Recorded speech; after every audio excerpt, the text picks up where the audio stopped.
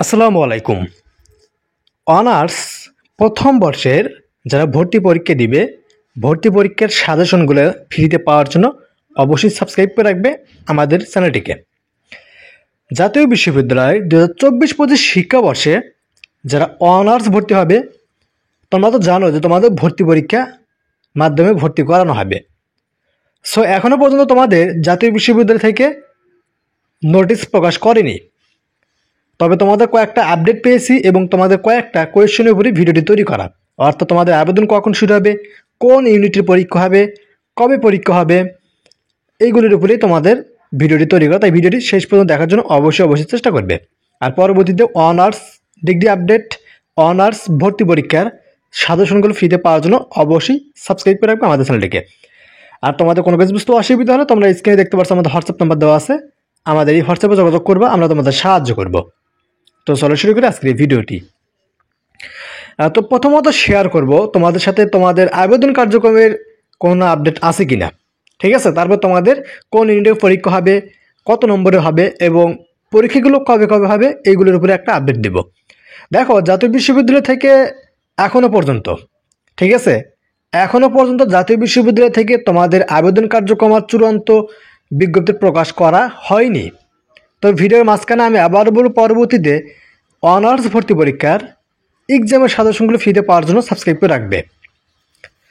জাতীয় বিশ্ববিদ্যালয় থেকে যেহেতু এখনও অনার্স ভর্তির চূড়ান্ত বিজ্ঞপ্তিটি প্রকাশ করতে পারেনি, সো তোমাদের এখানে যে আপডেটটি দেওয়া হয়েছে তাহলে রানিং সপ্তাহে, ঠিক আছে, এই চলতি সপ্তাহে মেবি তোমাদের প্রকাশ করবে না, আগামী সপ্তাহে তোমাদের এই বিজ্ঞপ্তিটি প্রকাশ করার একটা ডেট তারা দিয়েছে।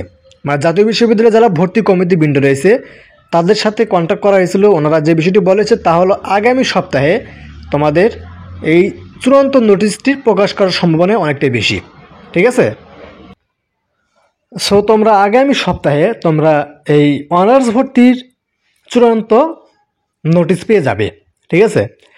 এখন আর একটা কোয়েশন তোমরা আমাকে পার্সোনালি অনেকেই করেছো, সেটা হলো যে তোমাদের এই যে আবেদনের যোগ্যতাটা রয়েছে, জিপিএ রেঞ্জ বা রিকোয়ারমেন্ট বা তোমাদের সেকেন্ড টাইমার, থার্ড টাইমার, এদের ভিতর থেকে কারা আবেদন করতে পারবে। এখানে কোয়েশনটা ছিল এমন যে তোমাদের চতুর্থ সাবজেক্ট সহ পাস করতে হবে নাকি। হ্যাঁ, তোমাদের এখানে আবেদন কার্যক্রমে অংশগ্রহণ করতে হলে অবশ্যই তোমাকে চতুর্থ বিষয় সহ উত্তীর্ণ হতে হবে, পাস করতে হবে, ঠিক আছে। আর যারা সেকেন্ড টাইমার রয়েছে তাদের এখানে অ্যালাউ রয়েছে। সেকেন্ড টাইমার বলতে কীরকম, তোমরা যারা 2023 সালে এইচএসসি দিয়েছো এবং 24 সালে যারা এইচএসসি দিলা তারা আবেদন করতে পারবে। আর যাদের 2021 সালে এসএসসি পাস এবং 2022 সালে এসএসসি পাস তারা আবেদন করতে পারবে। আর জিপিএ রিকোয়ারমেন্টটা আমি আগেই বলেছি, যারা মানবিকের তাদের 6.50 লাগবে টোটাল, আর যারা সায়েন্সের কমার্সের তাদের 7 পয়েন্ট লাগবে এবং প্রত্যেকেরই 3 পয়েন্টের উপর থাকতে হবে। এসএসসি এইচএসসি দুটাতেই 3 পয়েন্টের উপর থেকেই তোমাদের রিকোয়ারমেন্টটা করে দিবে 6.50 এবং 7 পয়েন্ট এরকমটা, ঠিক আছে। আর এখানে তোমাদের ইউনিটের যে বিষয়টি, এটা যদি বলি, ইউনিটের বিষয়টা এখনও তারা শিওর বলেনি, তবে এক্সামের বিষয়টা তারা বলেছে যে কখন হতে পারে, ঠিক আছে। সম্ভাব্য একটা তারিখ দিয়েছে তারা, যেহেতু এখনও বিজ্ঞপ্তিটি প্রকাশ করা হয়নি, সো এখানে তোমাদের এইটা নিয়ে চূড়ান্ত তারা ডেট দিতে পারেনি, তবে সম্ভাব্য কয়েকটা তারিখ দিয়েছে, ঠিক আছে। ইউনিটের বিষয়টা যদি বলি তাহলে তোমাদের এখানে 3টা ইউনিটে পরীক্ষা হতে পারে, আবার 4টা ইউনিটও করতে পারে, ঠিক আছে। যেখানে তোমাদের যারা কমার্সের স্টুডেন্ট এবং মানবিকের স্টুডেন্ট তারা তাদের জন্য একটা রাখতে পারে এক্সট্রা করে, মানে ওখানে তারা দুজন মানে কমার্স থেকেও ভর্তি হতে পারবে, থেকে ভর্তি হতে পারে, এরকম করে। আবার পাবলিকের মতো এবিসিডি এরকম করেও করতে পারে, ঠিক আছে। তবে ইউনিটের বিষয়ে এখনও শিওর না যে কোন ইউনিটে কাদের রাখবে এরকমটা। যদিও রাখে তাহলে সায়েন্সের জন্য হয়তো যদি ডিগ্রির মতো করে আর কি, বিএসসি বিএ এরকম যদি করে তাহলে সায়েন্সের জন্য হয়তো রাখবে বিএস, ব্যাচেলর অফ সায়েন্স। মানবিকের জন্য হয়তো রাখবে ব্যাচেলর অফ আর্টস বিএ, ঠিক আছে। আর যারা কমার্সের স্টুডেন্ট তাদের জন্য রাখবে হয়তো ব্যাচেলর অফ বিজনেস অ্যাডমিনিস্ট্রেশন, ঠিক আছে, অর্থাৎ বিবিএ এরকমটা ইউনিট করতে পারে, আবার এবিসি এরকম করে করতে পারে। আর তোমাদের ভর্তি পরীক্ষার যে আপডেটটি সেটা হলো তোমাদের মে মাসের প্রথম সপ্তাহেই তোমাদের ভর্তি পরীক্ষা শুরু হবে, ঠিক আছে। তোমাদের আবেদন কার্যক্রম যদি নোটিশ সামনের সপ্তাহে প্রকাশ করে তাহলে তোমাদের হয়তো 20 তারিখের পরিত হবে তাহলে, তাই না? 20 তারিখ 22 তারিখ থেকে কিংবা 25 তারিখ থেকে আবেদন শুরু হবে। ওইটার আবেদন কার্যক্রম 1 মাসের মতো চলবে। তারপর টাকা পয়সার লেনদেন চলবে এবং এপ্রিল মাসের শেষের দিকে বা মাঝামাঝির দিকে তোমাদের প্রবেশপত্র বিতরণ করবে এবং তোমাদের যে সেন্টার, এক্সাম হল, ওইটাও তারা প্রবেশপত্রের মাধ্যমে সেখানে এন্ট্রি করে দিবে, ঠিক আছে? এবং তোমাদের পরীক্ষাটি একদম মে মাসের প্রথম সপ্তাহে শুরু হবে। হয়তো তোমাদের সায়েন্সের স্টুডেন্টদের দিয়েই শুরু হতে পারে, আবার কমার্সের স্টুডেন্ট দিয়েও শুরু হতে পারে, আবার মানবিকের দিয়েও শুরু হতে পারে। তবে এক একদিন এক একজন এক এক ইউনিটে পরীক্ষা হবে, ঠিক আছে? এরকমটাই জাতীয় বিশ্ববিদ্যালয় থেকে করবে এবং তোমাদের সেন্টার হবে 64 জেলায়।